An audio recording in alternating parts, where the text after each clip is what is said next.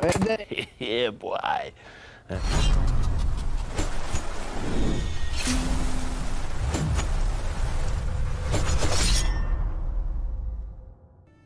अस्सलामुअलैकुम दोस्तों, कैसे हैं आप लोग। तो आज मैं आपको बताऊंगा कि AKM को कब और कैसे यूज़ करना चाहिए और इसके लिए कौन कौन सी अटैचमेंट जो है वो सबसे बेहतर रहेंगी। तो जैसा कि आप जानते हैं कि AKM जो है वो गेम में जो है ग्रोज़ा और AKM जो है काफ़ी हद तक सेम गन्स हैं, क्योंकि ग्रोज़ा एक ड्रॉप वेपन है और बहुत मुश्किल से मिलती है। तो इसलिए जो मैं आपको सबसे पहले AKM के बारे में बताऊँगा। तो चलो बगैर किसी टाइम को वेस्ट किए हम वीडियो की तरफ चलते हैं। तो जैसा कि मैंने आपको पहले बताया कि AKM जो है वो AR में वाहिद गन है जिसकी सबसे ज़्यादा पावर है, यानी ये सबसे ज़्यादा डैमेज एनिमी को प्रोवाइड करती है। तो बहुत से लोगों की कोशिश यही होती है कि वो AKM को यूज़ करें। तो इसमें मैं आपको बताऊंगा कि आपको AKM को कैसे यूज़ करना है और किस कॉम्बिनेशन में यूज़ करना है, यानी अगर आप AKM को यूज़ करते हैं तो इसके साथ कौन सी गन बेहतर रहेगी, और AKM को शॉर्ट रेंज में यूज़ करना चाहिए, मीडियम में या फिर लॉन्ग रेंज में। तो पहले बात कर लेते हैं हम इस पर कौन सी अटैचमेंट्स बेहतर रहेंगी। तो आपको मैं अटैचमेंट दिखा देता हूँ। तो जैसे यहाँ पे आप देख सकते हैं कि बैरल एक्सटेंडर, अब ये जो है ना ये सिर्फ़ और सिर्फ लिविक में हमें देखने को मिलता है बैरल एक्सटेंडर। तो इसके जो है काफ़ी ज़्यादा इससे पावर भी एक्सटेंड होती है। आप देख सकते हैं rate of fire, range, capacity, stability सब कुछ जो है इससे काफ़ी ज़्यादा इम्प्रूव होता है। लेकिन क्योंकि ये सिर्फ़ और सिर्फ लिविंग में मिलता है तो इस वजह से जो है इसको अभी हम जो है साइड पे रखते हैं। अब हम बात करते हैं कि ऐसे अटैचमेंट जो कि सब मैप्स में कॉमन है, तो उस पर आ जाते हैं, वो है कंपनसेटर। अब कंपनसेटर क्या करता है कि कंपनसेटर आपको जो है वो हॉरिजॉन्टल रिकॉइल और वर्टिकल रिकॉइल दोनों को कम करता है। लेकिन जो इसके मुकाबले में ये फ्लैश एडर है ये सिर्फ़ और सिर्फ जो है ना स्लाइटली हॉरिजॉन्टल और वर्टिकल रिकॉइल को कम करता है। इस वजह से जो है जो कंपनसेटर है वो ज़्यादा बेहतर है। आप बजाय कि आप ये फ्लैश हाइडर को यूज़ करें, आप कंपनसेटर को यूज़ करें। इससे जो है आपकी स्टेबिलिटी गन की और आपकी जो रिकॉइल कंट्रोल है वो काफ़ी हद तक कम मिल जाएगी। अभी मैं आपको जो है आगे जाकर ट्रेनिंग में दिखाऊंगा कि दोनों का क्या क्या फ़ायदे हैं।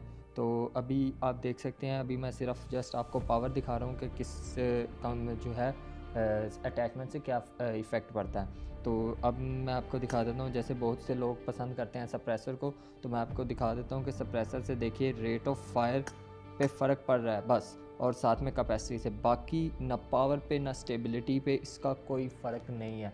तो आपको मैं यही सजेस्ट करूँगा कि जो है आप सप्रेसर को, अगर आपके पास कोई अटैचमेंट नहीं है तो फिर आप इसको यूज़ कर सकते हैं। अदरवाइज़ जो है अगर आपको कंपनसेटर या फिर फ्लैश हाइडर मिल रहा है तो आप सप्रेसर को कभी भी यूज़ ना करें, क्योंकि ये इससे आपकी जो है गन की स्टेबिलिटी रिकॉइल, यानी आपके मुकाबले में अगर कोई एक ऐसा बंदा है जिसने कंपनसेटर लगाया हुआ है और आप दोनों सेम गन से फाइट कर रहे हैं तो वो आप पे बर्तरी ले जाएगा। तो इससे बेहतर यही है कि आप सप्रेसर को यूज़ ना करें। बाकी जो है अपनी अपनी मर्ज़ी होती है। अब क्योंकि इसमें, और बाकी मैग और साइड की बात कर लेते हैं। तो साइड जो है ना AKM में, वो पहली है कि आप स्कोप बिल्कुल ना यूज़ करें, क्योंकि अगर आप स्कोप यूज़ नहीं करेंगे तो इसकी स्टेबिलिटी थोड़ी एक्सटेंड हो जाती है। बाकी अगर आप स्कोप यूज़ करना चाहते हैं तो इसमें जो है आप देख सकते हैं कि हर स्कोप की सिर्फ़ और सिर्फ ये रेंज एक्सटेंड करेगी। अब मैं आपको जो है जाकर ट्रेनिंग में दिखाता हूँ कि आपको किस तरह से इसको यूज़ करना है। तो फाइनली हम जो है अपने ट्रेनिंग ग्राउंड में आ चुके हैं और यहाँ पे अब हमको तंग करने के लिए कोई बंदा नहीं है। तो हम जाकर ढूंढते हैं अपनी प्यारी AKM। तो यहाँ पर हमारी AKM ये रही। इसके साथ मैं ज़रा लेवल 3 का बैग पहन लूँ ताकि मैं ज़्यादा से ज़्यादा एमो उठा सकूँ। तो हम यहाँ से एमो पिक कर लेते हैं ज़्यादा से ज़्यादा।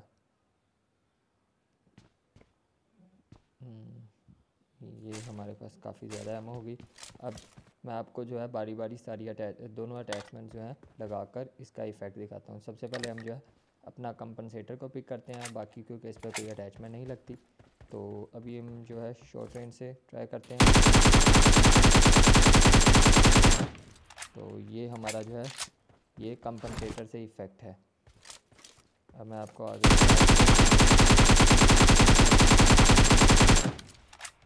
ये देख सकते हैं, ये हमारा कंपनसेटर से इफ़ेक्ट है। थोड़ी मैं लॉन्ग रेंज से रख लेता हूँ।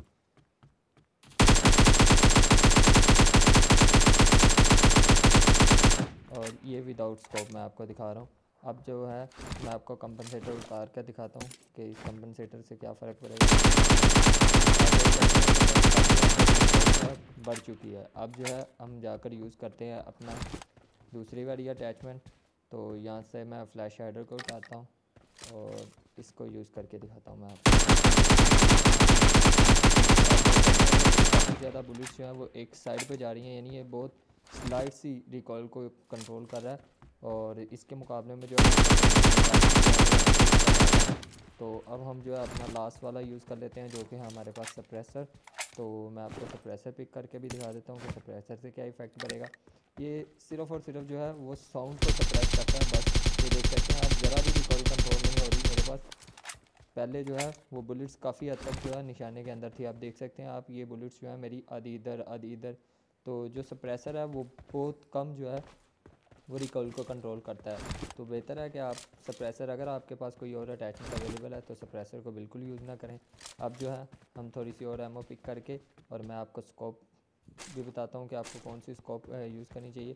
तो जैसे कि आप देख सकते हैं कि ज़ीरो स्कोप जो थी वो मुझे काफ़ी ज़्यादा तक एग्जिस्ट कर रही थी, तो उस पर जो है रिकॉइल भी बहुत कम था। अब ये है कि AKM को यूज़ कब और किस तरह से करना चाहिए ये भी मैं आपको बताऊंगा, लेकिन पहले जो है मैं आपको इफ़ेक्ट दिखा देता हूँ। तो पहले हम ज़ीरो स्कोप को देख लेते हैं। तो ये थी हमारे पास रेड डॉट।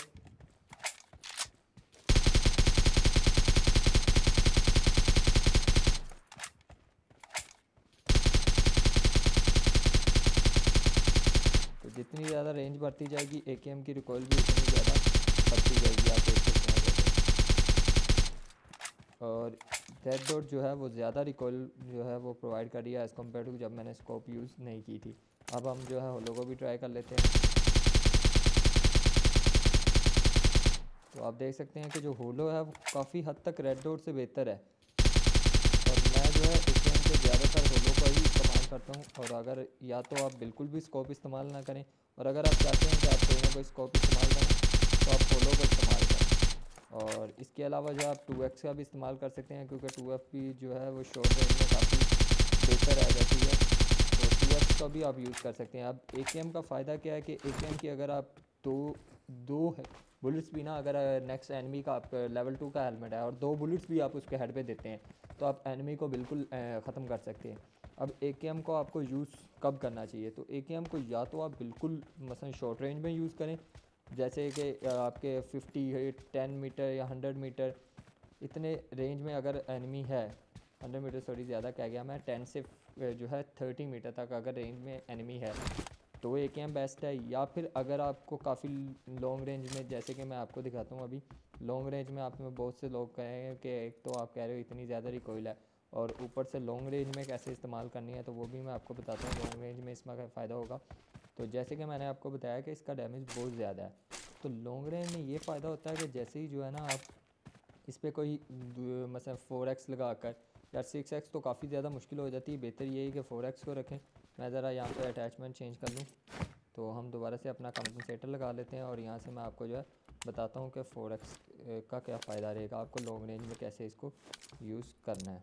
तो यहाँ पे हमने, तो आप देख लेते हैं सिग्नल पर अगर को 2 या 3 बुलेट भी आपकी कनेक्ट कर गई तो आपको क्या एनिमी को काफ़ी हद तक डैमेज होगा, यानी एज़ कम्पेयर टू आप दूसरी कोई गन यूज़ करते हैं AKM काफ़ी ज़्यादा डैमेज देती है। यानी अगर आपके पास कोई स्नाइपर अवेलेबल नहीं है तो आप AKM को एज अ स्नाइपर यूज़ करें और प्रैक्टिस करें थोड़ी सी, तो आपका बहुत अच्छा डैमेज दे देगी। AKM ही आपके एनिमी को बहुत ज़्यादा ख़त्म मतलब डैमेज देकर आपके एनिमी को किल कर देगी। अब आपको इसके साथ किस गन को यूज़ करना चाहिए, तो बेहतर यही है कि आप इसके साथ M4 या स्कारल को यूज़ करें, क्योंकि ये दोनों गन ऐसी हैं जो कि आपको शॉर्ट रेंज और मीडियम रेंज दोनों प्रोवाइड करती हैं। अब AKM को अगर आप मीडियम रेंज में, जैसे कि आप देख सकते हैं कि यहाँ पे मैं यूज़ कर लेता हूँ इसको होलो पर रखकर 35-40 कंट्रोल हो रही है, लेकिन मैं जैसे जैसे तो एनिमी को किल करना बड़ी मुश्किल होगा, क्योंकि अगर आपके मुकाबले में वो एनिमी बेहतर रिकॉल कंट्रोल वाला है या फिर अगर उसके पास M4 है या स्कारल है तो वो आपको जो है ईज़िली किल कर देगा। तो बेहतर यही है कि आप जो है इसके साथ M4 या फिर स्कारल को कॉम्बिनेशन में रखें। और अगर आपको AKM जो है पिक करनी है और AKM को बिल्कुल जो है नज़दीक वाली रेंज में यूज़ करें, जहाँ पर आपको या तो स्कोप खोलने की ज़रूरत ना पड़े, या फिर अगर आपको स्कोप खोलने की ज़रूरत भी पड़े तो होलो या डॉट आप इजीली कंट्रोल कर सकें। तो इस वजह से जो है आपको हमेशा इसके साथ M4 को इस्तेमाल करना चाहिए। हाँ, अगर आप मसलन एक्सट्रीम जादूगर हैं, जैसे कि आजकल आपको पता है बहुत सारे हैकर हो चुके हैं पबजी में, जो कि पता नहीं क्यों बैन भी नहीं होते, तो हाँ भाई वो 6x और 4x ईज़िली इस्तेमाल कर सकते हैं हर रेंज में, उनके लिए तो कोई मसला नहीं होगा। लेकिन अगर आप एक रियल प्लेयर है तो आपको ये बहुत ज़्यादा मसला देने वाला है। तो इससे बेहतर यही है कि आप जो है इसके साथ एक अच्छी गन रखें जिसकी रिकॉइल कंट्रोल कम हो।